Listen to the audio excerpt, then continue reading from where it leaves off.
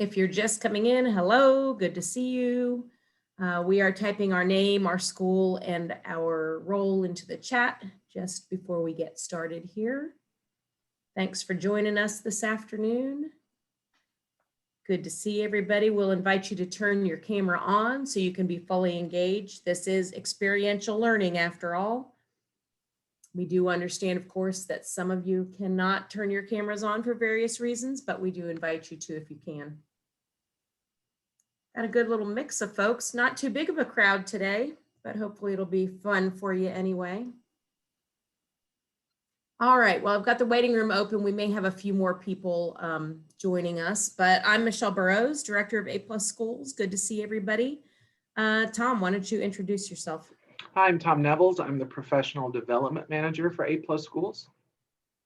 And we've got two awesome A+ fellows to work with you today. Andrea, would you introduce yourself? Hi, I am Andrea Perrone. I'm the elementary music teacher at New Hope Elementary in Orange County. Thank you. And David. Hey, good afternoon, everybody. I'm David Novak, and I am an itinerant storyteller and actor, and I'm in Asheville. And it's good to be with you today. Great, thanks. And as we mentioned, today's session is on experiential learning, the A+ Essential of Experiential Learning. Just a few housekeeping notes. As usual, you will be muted. David and Andrea will invite you to unmute if they would like you to do so.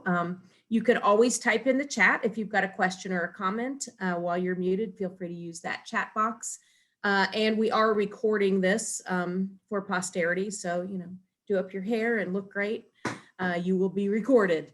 You did need to have a couple of supplies with you.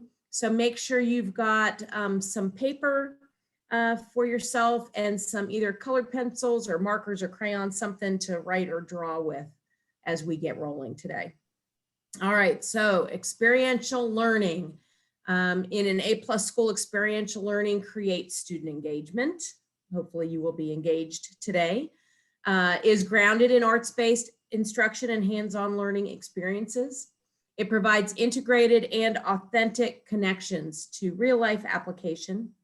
It models the creative process and inquiry-based instruction. It allows for understanding of various entry points and for differentiated instruction, and it provides multifaceted assessment opportunities. All right, so there you have it, and Andrea is going to get us rolling today. All right, good afternoon, everybody. So we're first going to just check in kind of with ourselves and tap into our self-awareness skills a little bit by using something or things around you to demonstrate your current headspace. So as you look around you, consider sizes of things, shapes of things, maybe the texture or the color, something that you can bring back that demonstrates your current headspace. And then we're going to put on a little exhibition in about 1 minute and 30 seconds. So see what you can find and bring it on back.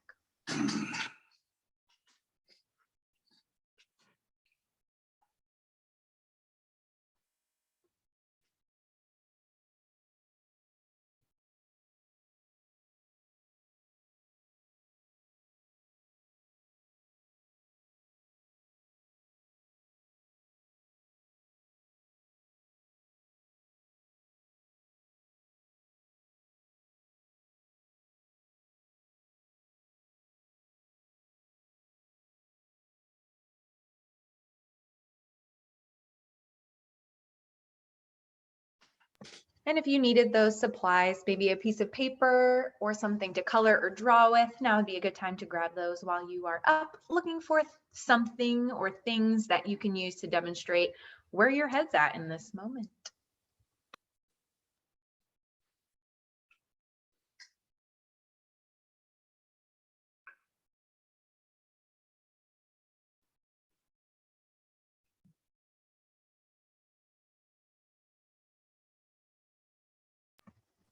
And start to make your way back to your computer.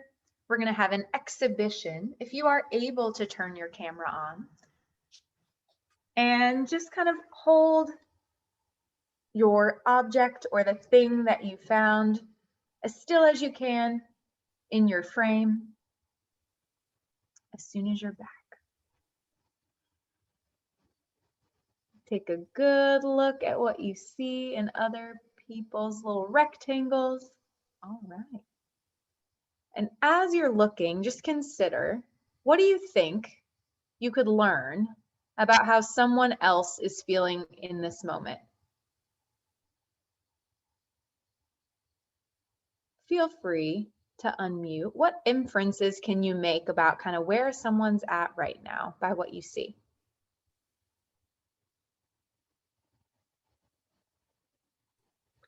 I'm looking at Wendy's straw and relating pretty hard to that. Because when I was little, we called them crazy straws, and they were either really fun or really frustrating. Can't drink the milkshake with a crazy straw. Real hard. Yeah, I love that because Wendy has a very specific type of line that she has brought to the table to kind of demonstrate her current headspace. Anyone else? What can we infer based on what we see?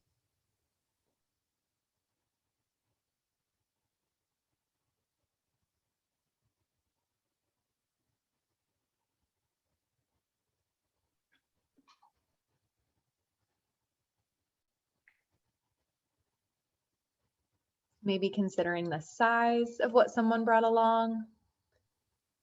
Maybe the shape, the type of line, just like we looked at with Wendy.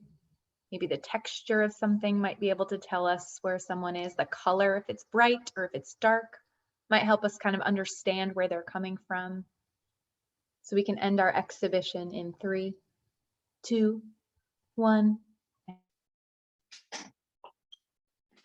And done. So it just gives us all a minute to check in with ourselves, to kind of check in with those self-awareness skills, but also allows us to practice skills and social awareness too. How is someone else feeling right now? And it kind of ties in those critical thinking skills of how can I figure out how they're feeling right now by looking at what they brought to the table. And we all had to kind of think pretty critically and be very hands-on about what are we going to bring to the table to show where we're feeling or how we're feeling.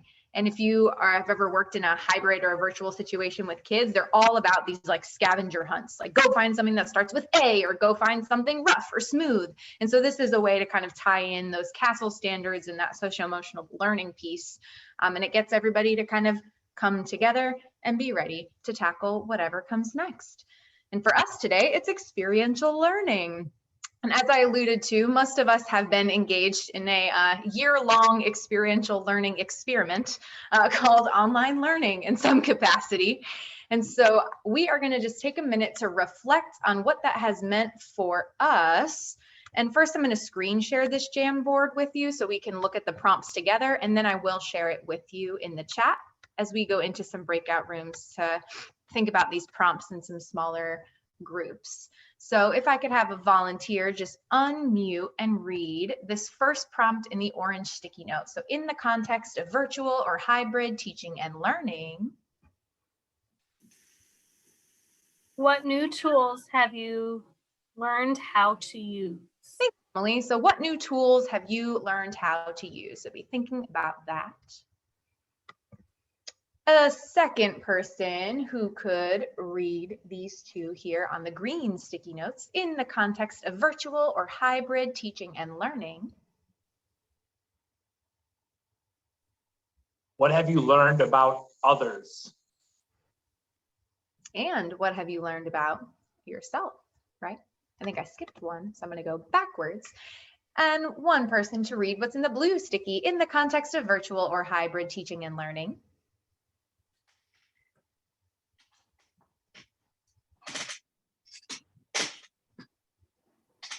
What new skills have you acquired?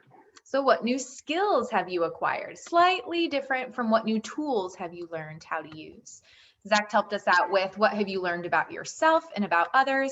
And last but not least, how did you learn those things? So the link to this Jamboard is now in the chat. So you can go ahead and open that up on your own computer. And I'm going to put us into some small, just random breakout rooms and give us about 4 minutes to reflect on these questions with the folks in our breakout room. And to keep it streamlined, we're going to have the person whose first name comes last alphabetically. So the person whose first name comes last alphabetically will kind of be the scribe for the group. And the scribe can add sticky notes like this on behalf of those in their group. Are there any questions about what we'll be doing for the next few minutes? All right, I'm gonna put us in some random breakout rooms and we will see you back here in about 4-ish minutes and we'll see if we notice any trends.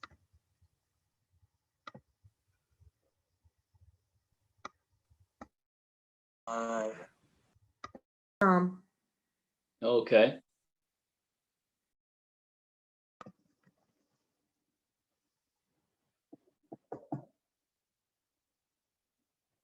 Welcome back.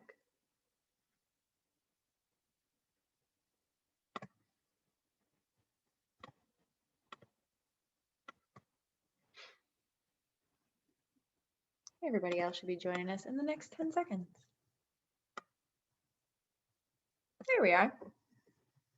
Welcome back, everybody. So it seems like many of us are now technology wizards, which is pretty great. I love that folks added kind of personal qualities, patience, grace, flexibility, things that are not necessarily quantifiable, but they are sure important in this climate. Yeah, again, a lot of those technology tools. And this one, which I'm glad someone mentioned, trial and error experience, collaboration, which really brings us to the final slide of how did we learn all these things? By listening, YouTube, right? Seeking out what you needed to know and going to find it. YouTube is a treasure trove of information. Like, want to know how to change a tire? YouTube. Want to know how to make this recipe? YouTube. YouTube has all the things. Trial and error, the hard way, collaborating. And I think a lot of this kind of points itself to, we learned them by doing them, right? We were put in a situation where we needed to figure it out and we did. And I think our own experiences can reflect those of our students too. They will grasp onto something and retain it best when they are doing it, when they are figuring it out themselves. And so we've acquired all these skills and we know how to use these tools. We've learned about ourselves, learned about others by doing. And so that is kind of the big idea of experiential learning. So how do we recreate these meaningful experiences for our kids, no matter what type of learning environment we're in? So David's going to take us through an experience where we will be doing some experiential learning to see how can we make learning real and tangible through doing with our students.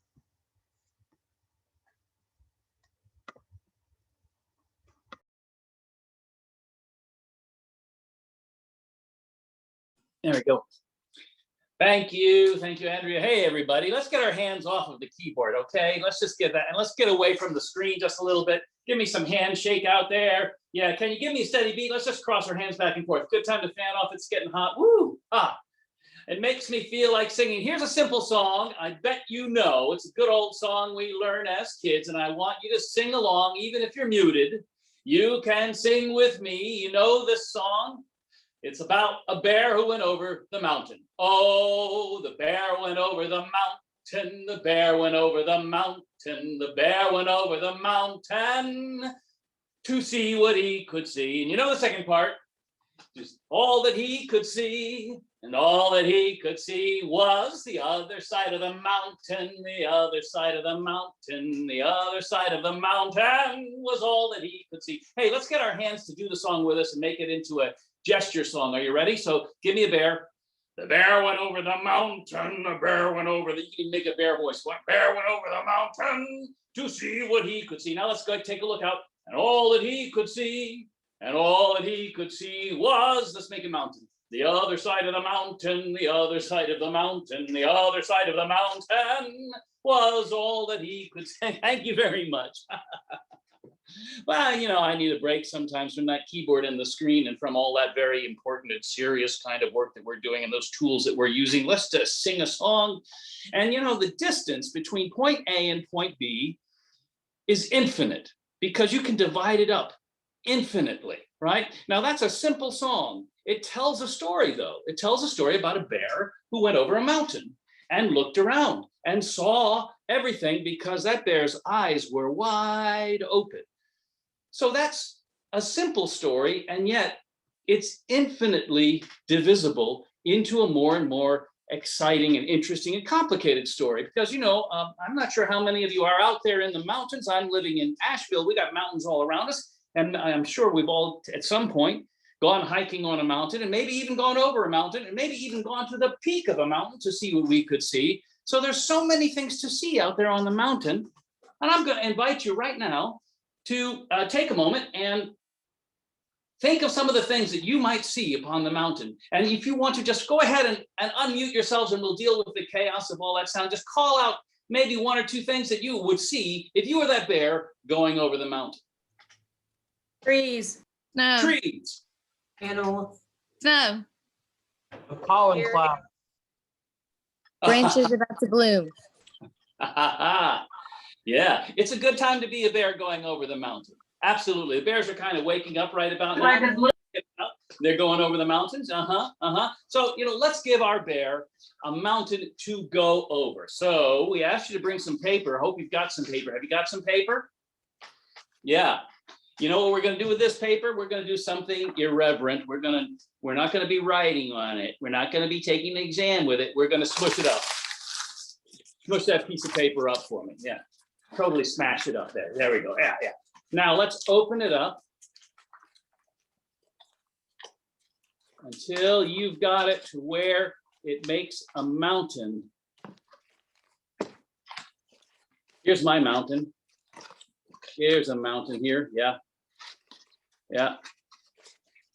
Take a look at your mountain there. You can see all these features. If you want to, you can crunch it up some more and open it out some more. Spread it nice and wide. There we go, right? We've got ourselves some nice little paper mountains. Now just go ahead and take a look in close. It's a miniature mountain, so put your imagination deep into that mountain and see all of those features in there. Now, if you're a bear going over that mountain, you're going to see a lot of things.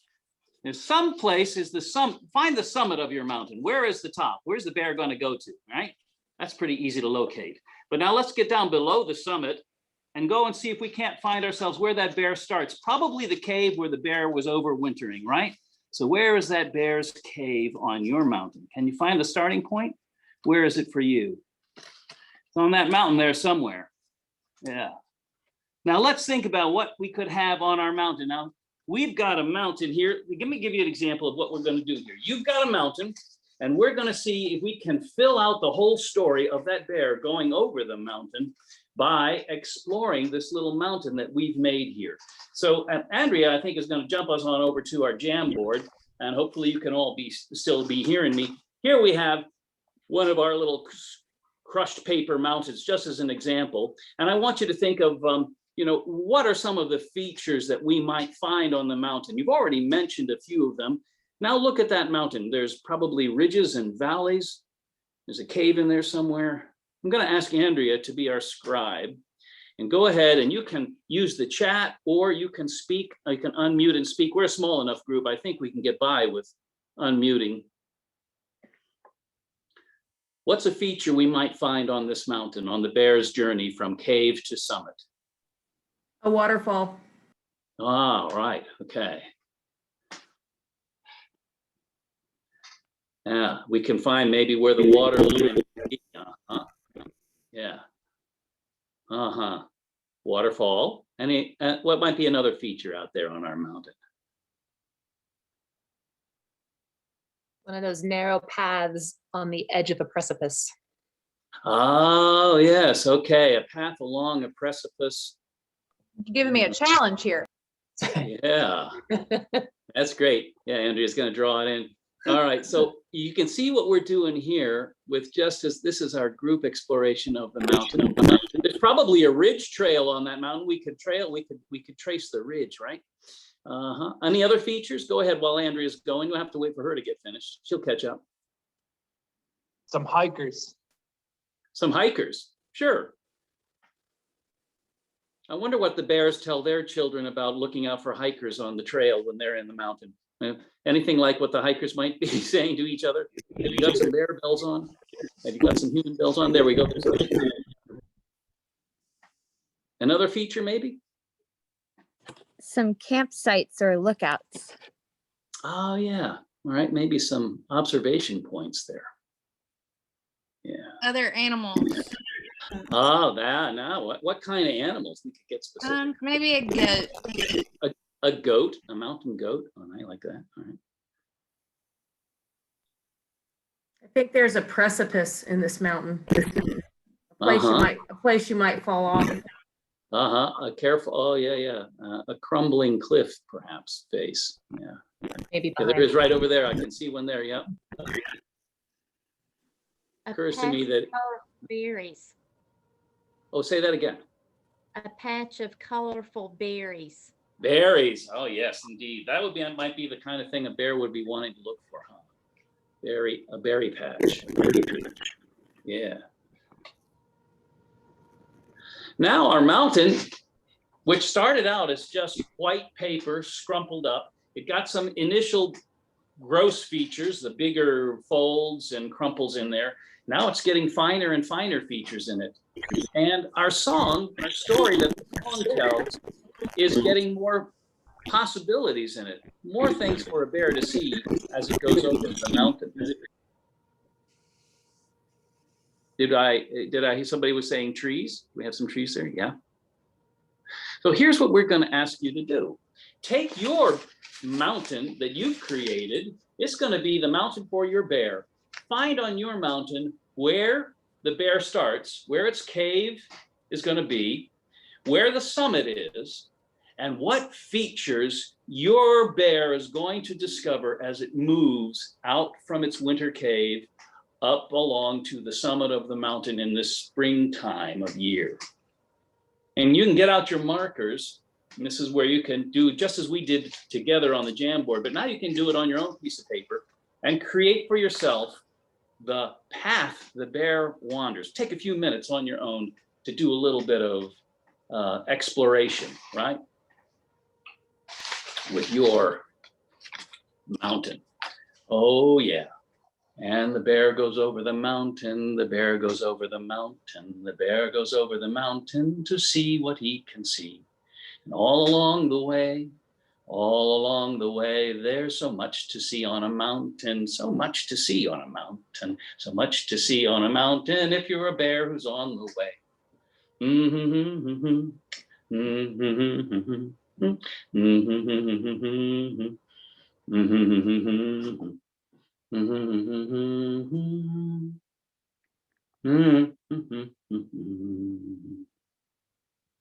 Now there's lots to see. The song does say see. You continue on working, and I'm just going to talk here sideways into your ear, because we have other senses when we're out there hiking. One of the joys of hiking is not just to see what you can see, but to hear what you can hear.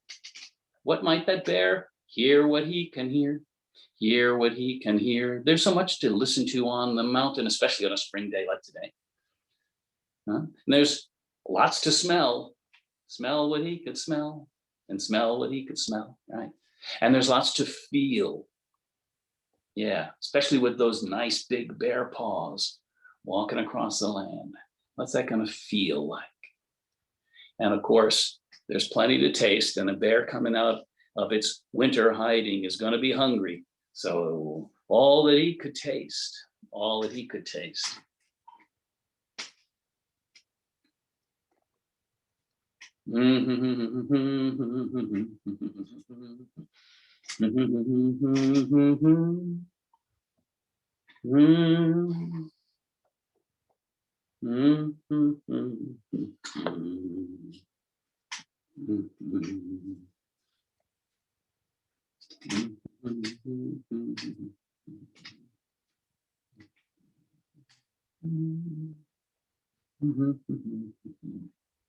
Now, we talked about a number of the features that we might see along the way as we're going up the mountain to the summit. But remember that second verse of the song, that second part of the song is all that he could see was all that he could see. once we get to the summit, imagine not only the stuff that's been near the bear, but now this bear is going to look out. Now we know bears' eyesight is not that great, but just imagine what's off in the distance as well.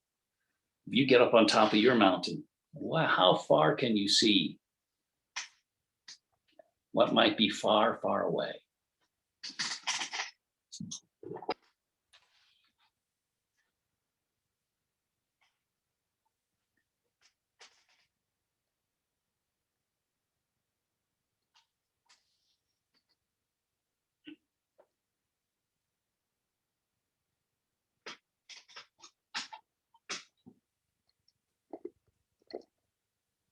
Okay, I'm gonna go through one more round of that song, and when we're done, let's come back together and share where we are on our mountains.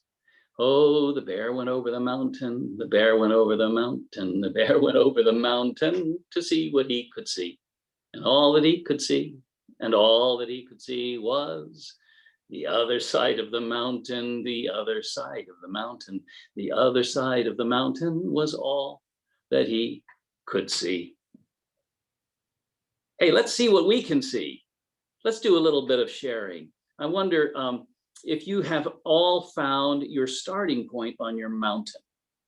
If you have, would you be willing to hold up your mountain and just identify for us where on your mountain is your starting point?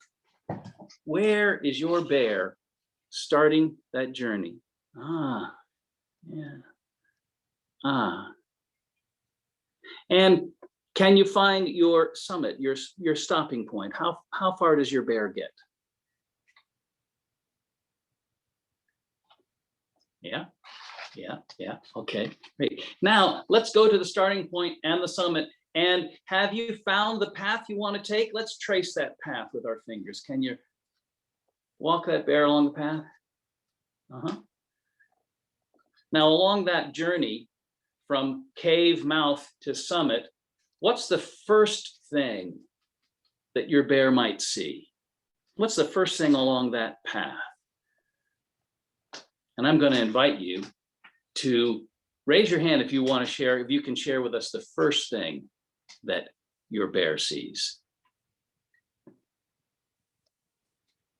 Who can share with us the very first thing that your bear encounters on that path?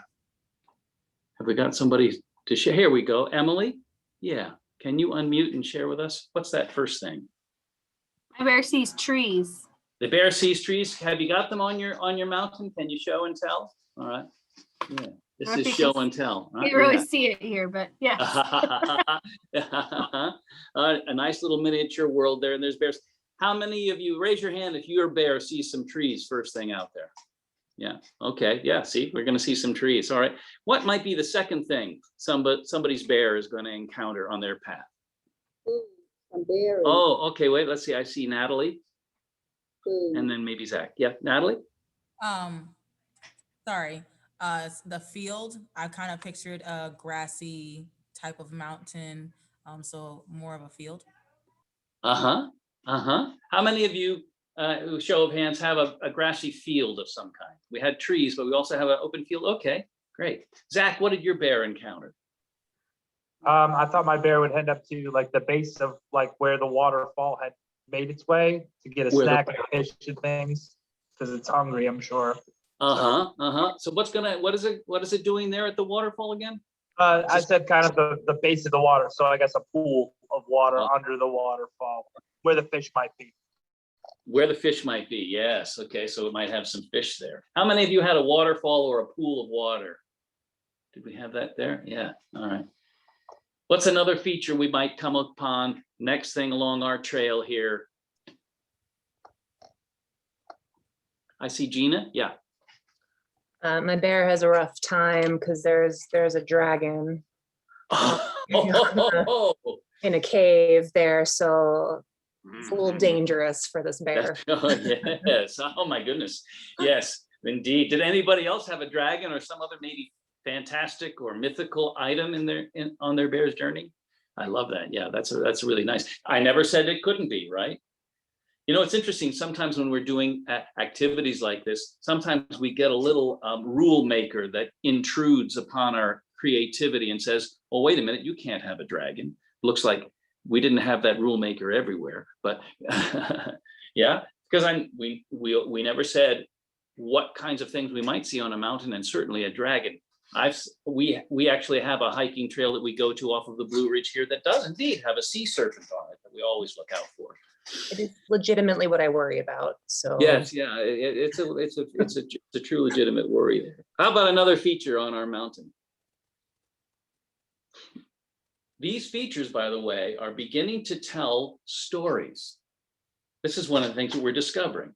The bear sees trees and a field, comes to the base of a waterfall, and there is a pool, and there may be some fish. Something's beginning to happen now. The bear is climbing up the mountain, and there's a dragon in a cave. Now we've got to work our way around that obstacle or that danger, that hazard, right? Well, who else has got something the bear will see that is itself a little bit of an anecdote or an act? Yeah, Wendy, what did you have there? Oh, I'm so sorry. They're cleaning and I had to stop talking to them. I'm so sorry. I'm like, I can't hear. What's a feature? Would you still be willing to share? Sure. I have mine as it came over the mountain. There was a little there was a rocky cliff that ran along the side. And does the bear get up that cliff, or have the bear came up? That was his deal. He was going to have to navigate which side he wanted to take, the side that was more wooded or the side that had the water. There we are, right? Okay, so that's a little story within our bigger story. It's one of those events that happens along the way. Yeah, yeah. Does anybody else have a similar kind of obstruction that the bear encounters on that path, like a rocky cliff face? Is there a place on the mountain where the bear is going to have to make a decision? Dragon or no dragon, rocks or woods? Yeah. So our story started very simple. A bear goes over the mountain and sees what he can see, which is the other side of the mountain. Yeah. And now it's growing, just like the wonderful world is, the mountain is growing in the springtime. And our story is expanding, and we're discovering all sorts of features. Just before we go on to the next little step here, I'm kind of curious, what was seen on the other side of the mountain? What was on the other side of your mountain? Anybody got a feature to share? Yeah, Natalie. So I didn't fully finish mine, but my idea of what I kind of envisioned was that like my mountain was kind of grassy, as I said kind of before, like the plains down to the bottom, and then kind of like icy at the very top. So I kind of, in my mind, saw the bear kind of going either basically kind of going to the center and either choosing, do I go up towards the icy top or the snowy top, or do I go down towards the more warm part? So I have to figure out which one I would rather be in, I guess. So that's kind of where the path that I kind of chose for my bear. Oh, and now we have another sensation there too. Going to the top of the mountain does also mean getting cool, the cool breezing air, the cold, open, maybe rock face at the top of the mountain instead of the warm lower part of the mountain. Yeah, all of those features are coming in. My goodness, now if we could take these different features and bring them back into our song, how could we add them into the song? So our first part is, oh, the bear went over the mountain, the bear went over the mountain, the bear, oh, I see some chats coming in here. Squirrels, a bend in the creek, you get a sip of water, the bear sees a sunset on the other side of the mountain. So now we've got many new verses to our song here. Oh, the bear went over the mountain, the bear went over the mountain, the bear went over the mountain, and all that he could see was a meadow on the mountain, a waterfall on the mountain, some squirrels on the mountain, so much there is to see.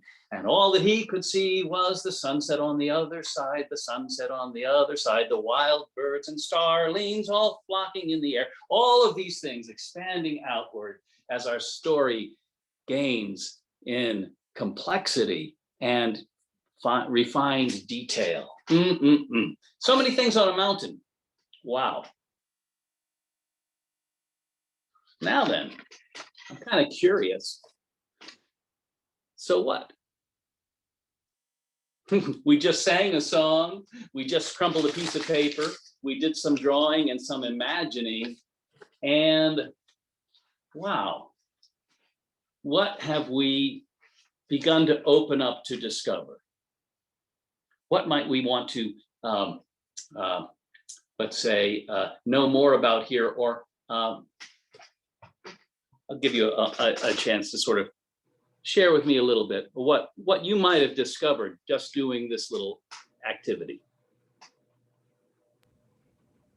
I discovered that there's more, I guess in a simplistic way, there's more to it than meets the eye. And there's so much more detail if we look, yeah, there's more to it than meets the eye. I'm just gonna leave it right there. Okay, great, yeah. The features that you have added to our song and to our mountain tell us something about mountains. What do we notice about mountains? What does it seem that we know?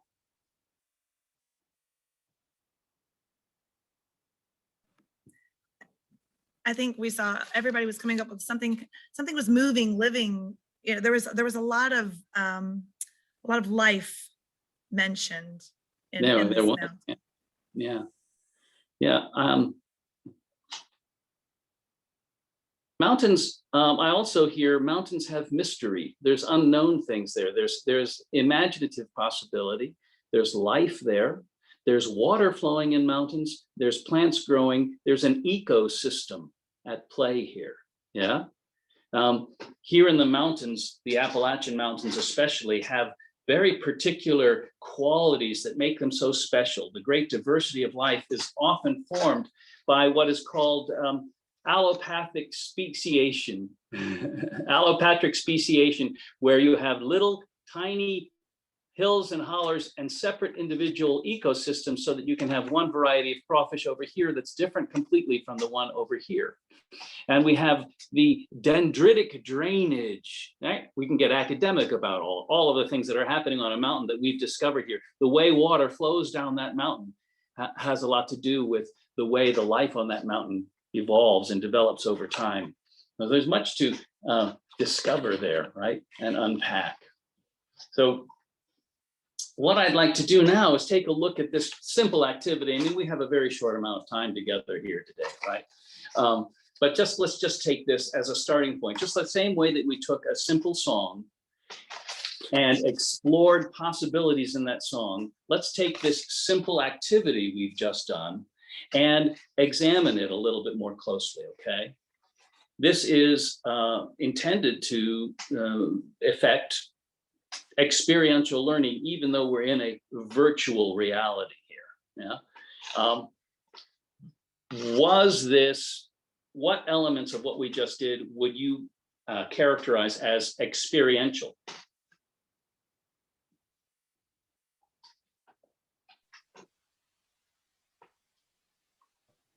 We created something, right? Yeah. Okay. We had to draw from our own experience.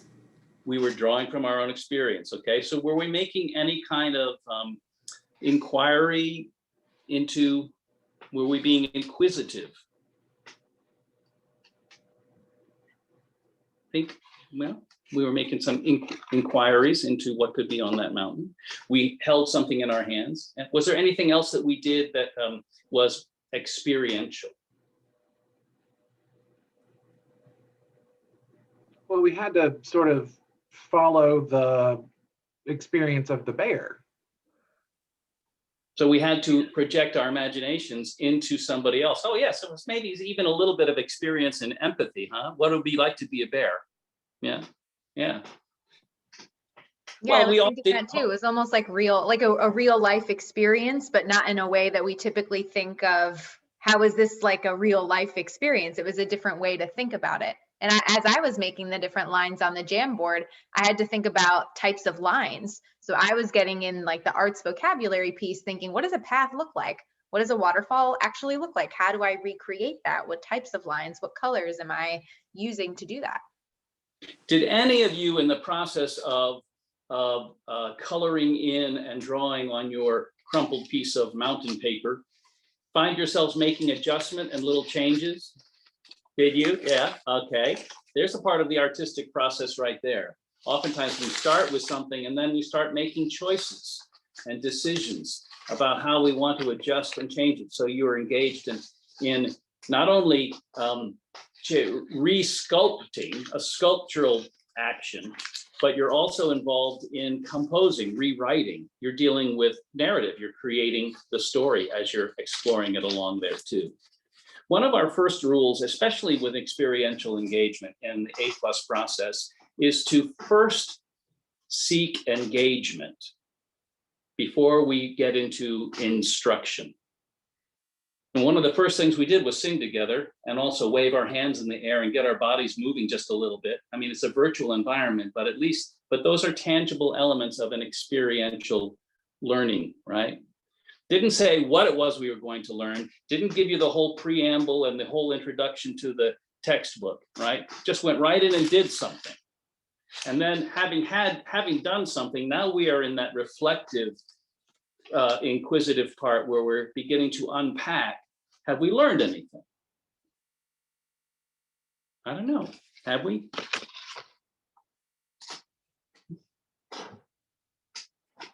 I'm seeing some chats here. I'm sorry, I'm not keeping up with the chats. We didn't know what would happen next, right? Through the process of making our mountain, we discovered what was there along the way versus pre-planned. Yeah, we were thinking abstractly, definitely abstract creative activity built on prior knowledge.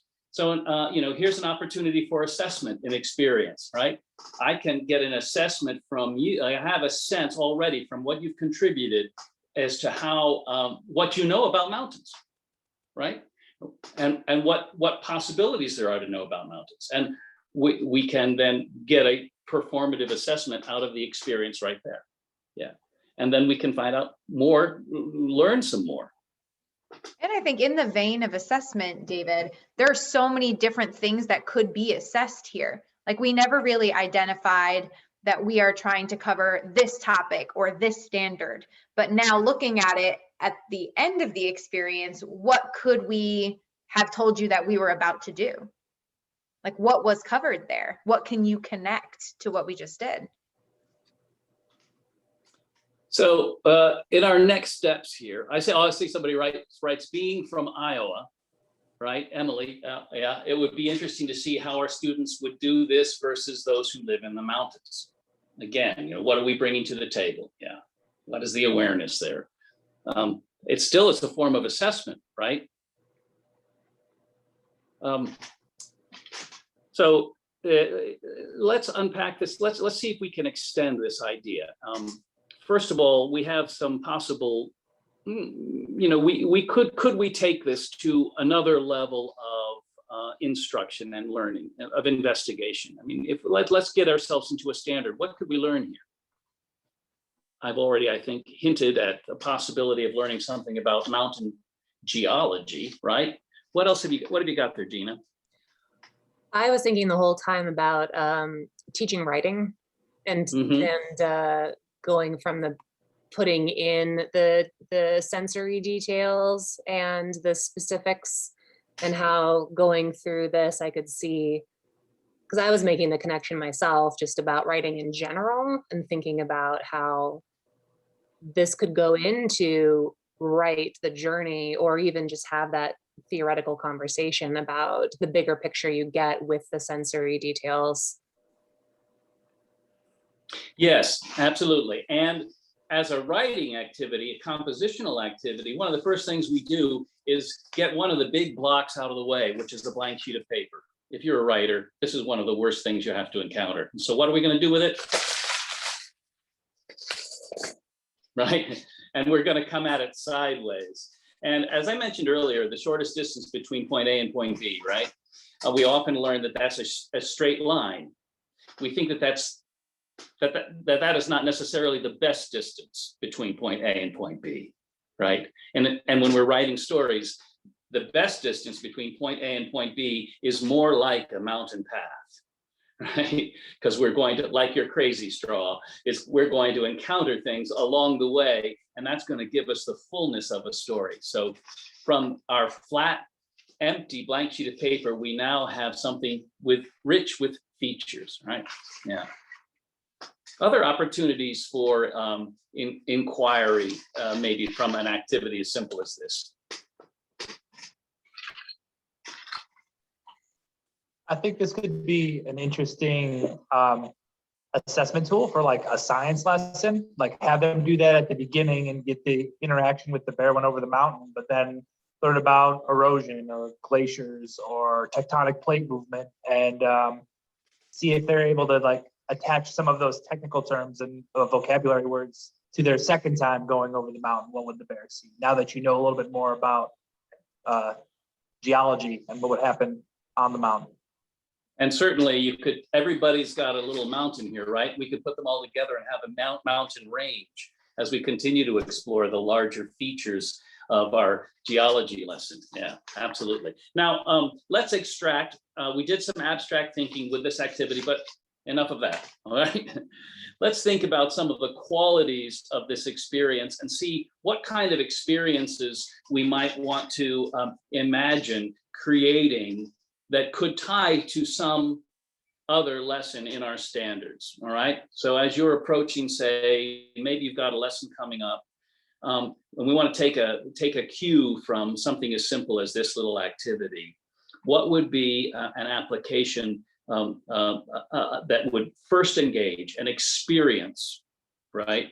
This is experiential learning. So what we want to create is an experience before we teach a lesson, if that makes sense, right? So what would be an experience that would engage in some other standard? Let's think a little bit about what you have coming up that you're teaching here, right? Now we could, and we did discuss the possibility of, Andrea, should we go ahead and do that? We could break it up into smaller groups and we could have some conversations about perhaps a few lessons that you maybe have coming up. I think we could just share out ideas here if anybody has got one quickly. What it made me think of was like introducing a setting of like a story that we were going to read, maybe not tell them the story, but just give them this thing and they have to kind of deduce what it might be by using some critical thinking skills. That's something that came to my mind. Okay, what would be a specific maybe story that you all have in your curriculum that you're reading now or you're about to be reading?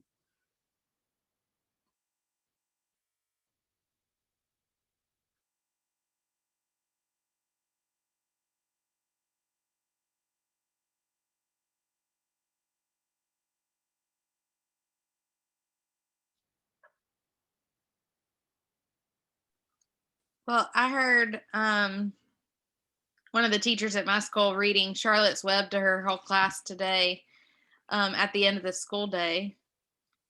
I'm trying to think of what, I mean, that's familiar to everybody, it should be.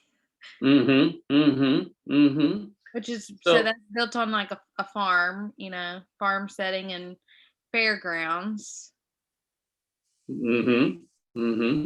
Well, it may not even be stuck only on a story, because what came to my head was map features and using this as a kickoff activity to have students start thinking about how to draw maps, what is a map key, directional symbols, things like that, through an experience like this to start with. So it might not be only ELA focused. Right, yes, absolutely. Certainly the crumpled paper is an opportunity for a map.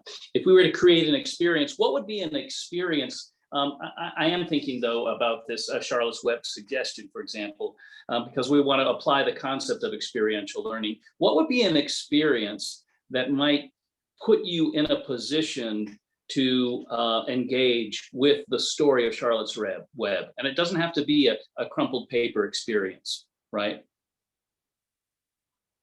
What would be something that maybe you could get your hands on or get your senses involved with?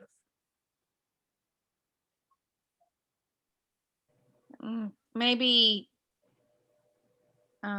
building their own web, or it could be like a classroom get to know you activity where, I don't know if you've ever seen the like you are in a circle with your students or with a group of people, and you throw a ball of yarn to someone across the circle, and you're making connections with them as the yarn continues to be thrown. That would be an experience of, I mean, connecting to the idea of Charlotte's Web, the web.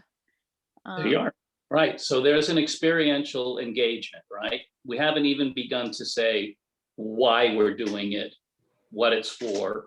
We're just going to throw the roll, because it's fun to do that. Roll the yarn back and forth, and then we'll create a web. And maybe we'll all hold it together. Maybe we'll even then post it somewhere. And then as we go further into the exploration of Charlotte's Web and the idea of connections, that may be a theme, right? That we want to understand.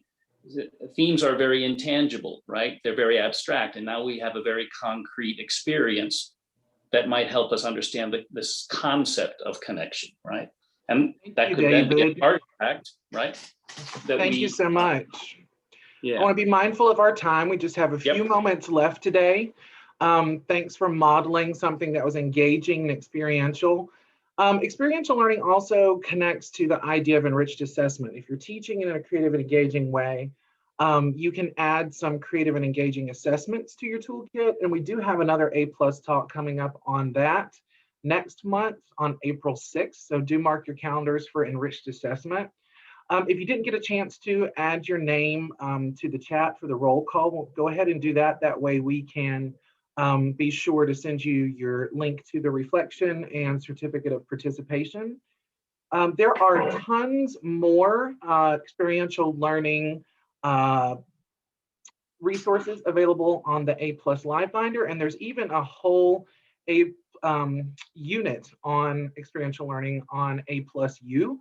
So I'm going to drop links to all of that good stuff in the chat that you can cut and paste before you go. I do want to express appreciation to our A+ fellows and staff for being here, and also to our participants. Thank you for being the ones that stuck it out on a hopefully sunny, wherever you are, balmy day. We hope that you get a little chance to enjoy that and come back and see us again next month. Thanks so much, everybody. Have a good afternoon.